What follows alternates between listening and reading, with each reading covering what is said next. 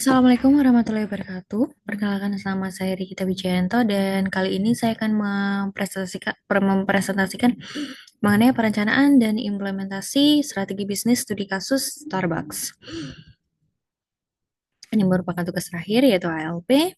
Nah, untuk pendahuluannya itu Starbucks itu merupakan perusahaan kopi global yang berhasil mempertahankan posisinya di industri minuman premium melalui strategi diferensiasi dan pengembangan organik.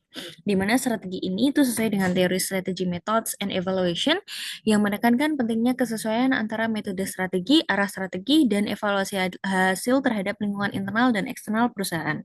Nah, dari perspektif ilmu manajemen bisnis dan entrepreneurship, Starbucks ini menunjukkan bagaimana perusahaan multinasional dapat menciptakan keunggulan kompetitif berkelanjutan dengan mengintegrasikan inovasi produk, budaya organisasi, dan strategi pertumbuhan yang sejalan dengan tren global.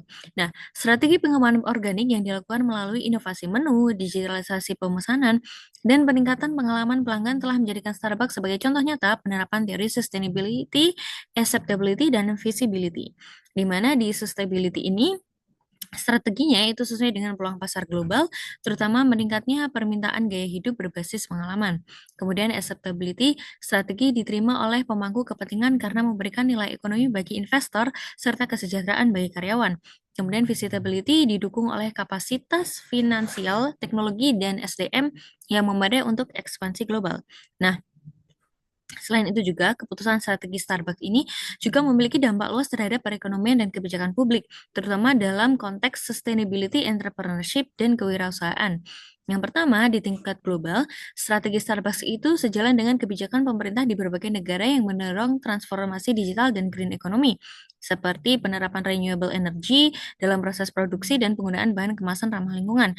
Kemudian di Indonesia sendiri, Starbucks itu mendukung kebijakan kemandirian ekonomi UMKM dan petani kopi lokal melalui kemitraan berbasis fair trade yang memperkuat rantai pasok domestik. Kemudian, strategi ekspansi organik Starbucks juga mendukung agenda pemerintah dalam menciptakan lapangan kerja lapangan kerja formal khususnya di sektor jasa modern dan ekonomi kreatif. Nah, kemudian strategi utama yang digunakan perusahaan berdasarkan yang sudah pernah kita pelajari di materi organizing dan strategi utamanya itu diferensiasi produk dan pengalaman di mana mereka fokus pada kualitas, inovasi rasa, dan juga pelayanan personal. Kemudian digitalisasi operasi dan pelanggan melalui aplikasi dan sistem loyalitas berbasis data pelanggan. Kemudian juga ekspansi pasar global secara bertahap, menggunakan model aliansi strategis dan lisensi, dan yang terakhir, budaya organisasinya itu juga kuat yang mengutamakan nilai people first untuk mendukung motivasi dan produktivitas karyawan.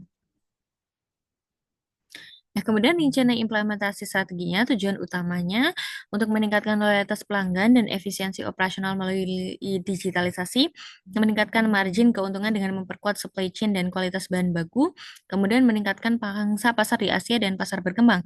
Dan tujuan utamanya yang pertama, analisis internal dan eksternal, IV and EV Matrix, menilai kekuatan internal seperti brand dan inovasi, serta peluang eksternal seperti tren kopi premium dan juga digitalisasi.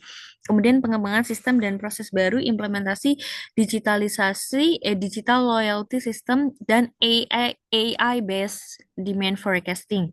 Kemudian pelatihan SDM, fokus pada kepemimpinan transformasional di setiap level agar karyawan memahami visi perubahan. Kemudian, untuk eksekusi dan evaluasinya melakukan pilot project di beberapa wilayah sebelum diterapkan secara global, dan monitoring dan ICS internal control system menggunakan model strategi control system yang menyeimbangkan planning, influence, dan business unit accountability untuk memastikan pelaksanaan sesuai dengan rencana. Nah, sumber dayanya ada manusia, yaitu tim IT, pemasaran dan operasional global, kemudian finansial investasi awal 200 juta US dollar untuk digitalisasi dan ekspansi, kemudian teknologinya platform aplikasi pelanggan dan data analytics. Kemudian jadwal pelaksanaannya pada kuartal 1 sampai kuartal 2 2025 itu bisa dilaksanakan analisis strategi dan pengembangan sistem. Kemudian di triwulan 3, triwulan 4 2025 implementasi tahap pertama di 5 negara, kemudian tahun 2026 bisa evaluasi dan perluasan global.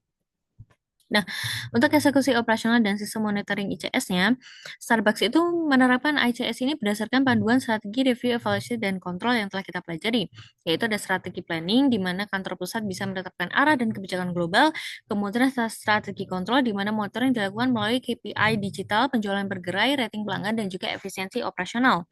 Kemudian ada financial control, di mana audit berkala untuk memastikan kelayakan finansial dan efisiensi investasi. Kemudian ada continuous evaluation menggunakan Balanced Scorecard untuk menilai dimensi keuangan pelanggan, proses internal, serta pembelajaran dan pertumbuhan. Selain itu, sistem umpan balik pelanggan melalui aplikasi digital menjadi bagian dari mekanisme kontrol adaptif untuk memperbaiki layanan secara real time. Nah, potensi hambatan dan strategi menghadapinya, yang pertama potensi hadapannya ada resistensi karyawan terhadap digitalisasi. Dampaknya bisa membuat produktivitas menjadi turun. Kemudian strategi penanganannya itu bisa dengan pelatihan, komunikasi visi perubahan, dan lain sebagainya. Kemudian ada juga ketergantungan pada pemasok global, di mana dampaknya bisa mengganggu rantai pasok dan penanganannya bisa dengan diversifikasi supplier dan kemitraan lokal. Kemudian ada perbedaan budaya antar pasar, itu dampaknya bisa ketidakefisiensi operasi dan strategi penanganannya bisa dengan adaptasi produk dan strategi lokal.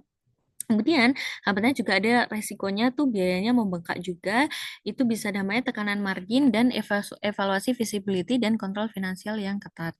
Nah, kemudian evaluasi dampak yang bisa diantisipasi, dampak positif yang diharapkan itu kan kinerja keuangannya bisa meningkat hingga 15% melalui efisiensi digital. Kemudian loyalitas juga bisa meningkat untuk pengalaman pelanggan yang lebih personal. Kemudian efisiensi operasional, proses rantai pasok dan distribusi lebih cepat dan juga presisi. Dan citranya Starbucks sendiri sebagai pionir dalam transformasi digital di industri food and beverage secara global. Kemudian, kriteria evaluasi strateginya berdasarkan Rumels 4 kriteria bisa konsistensi selaras dengan visi global Starbucks dan budaya pelayanan, kemudian consonance relevan dengan tren digitalisasi dan sustainability, kemudian visibility didukung dengan sumber daya dan sistem yang memadai, dan advantage meningkatkan keunggulan kompetitif berbasis pengalaman pelanggan dan data analytics. Nah, kesimpulannya, melalui pendekatan strategi yang terintegrasi dari strategi formulation, organization, alignment, leadership for change, hingga evaluation and control, Starbucks itu mampu membangun keberlanjutan bisnis yang kompetitif. Kunci keberhasilan terletak pada sinergi antar strategi, struktur, dan sistem kepemimpinan transformasional dalam mengelola perubahan dan sistem kontrol strategis berkelanjutan untuk memastikan implementasi berjalan efektif. Strategi Starbucks tidak hanya memberikan dampak ekonomi bagi perusahaan, tetapi juga mendukung kebijakan pemerintah dalam transformasi digital, ekonomi hijau, dan pemberdayaan masyarakat. Dengan demikian, perusahaan Starbucks ini bisa menjadi contoh nyata penerapan ilmu manajemen bisnis dan entrepreneurship yang menghasilkan manfaat luas bagi stakeholder dan masyarakat global. Nah, ini untuk daftar referensinya. Baik, sekian untuk presentasi saya. Mohon maaf jika ada yang ada kesalahan. Wassalamualaikum warahmatullahi wabarakatuh.